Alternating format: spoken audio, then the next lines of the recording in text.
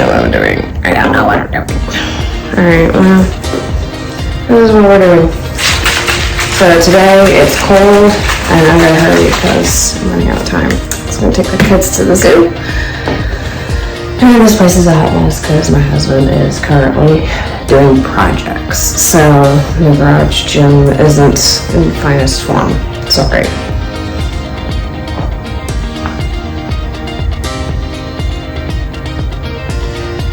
Alright, today we're biking.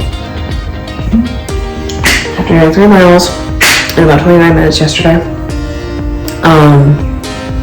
my legs, I do not want to overdo it, especially since I'm going to be going to the zoo later today and walking miles and miles and miles. But I do want to show you if I can find what I do with it.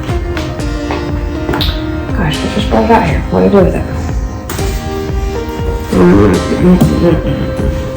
Here it is.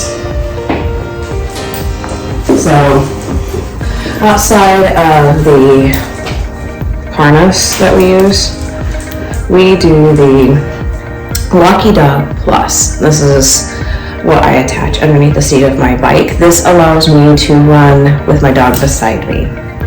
So we extended the paracord. It was, I think, significantly short. I think it was like that short.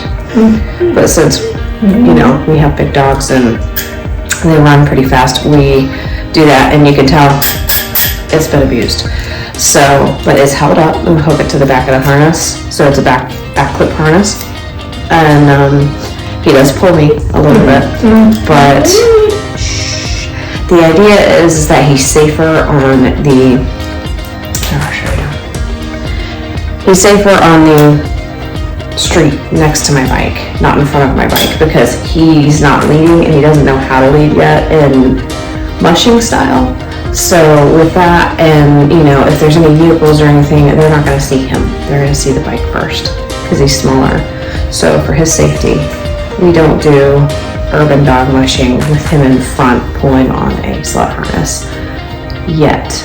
Eventually we may get into that, but until then, he does this and he rides beside me in tandem.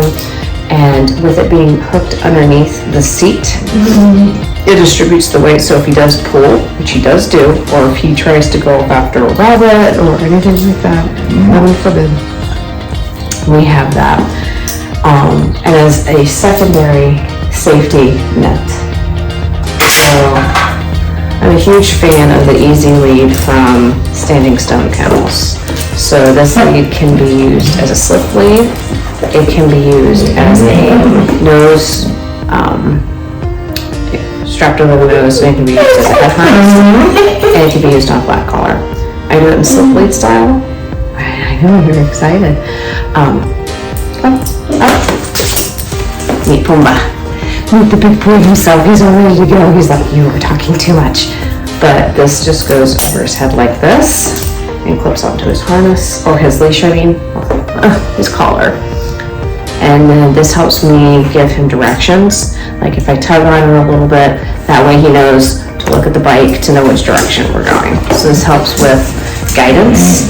This also helps me slow him down. However, my brakes are shot on my bike on the back side because I'm using the right hand to stop all the time. I'm scraping. So now I need new brake pads. So keep in mind, if you do have a puller, you probably will need to change your brake pads once every year to 2 years, depending on how much you bike.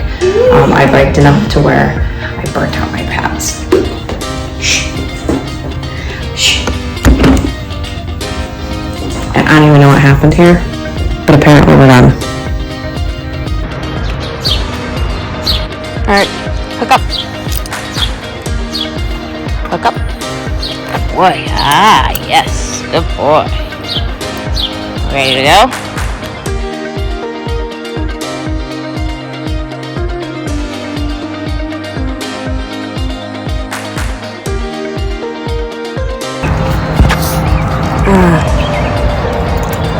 So, break number 1, so he can poop and do other things that he needs to do,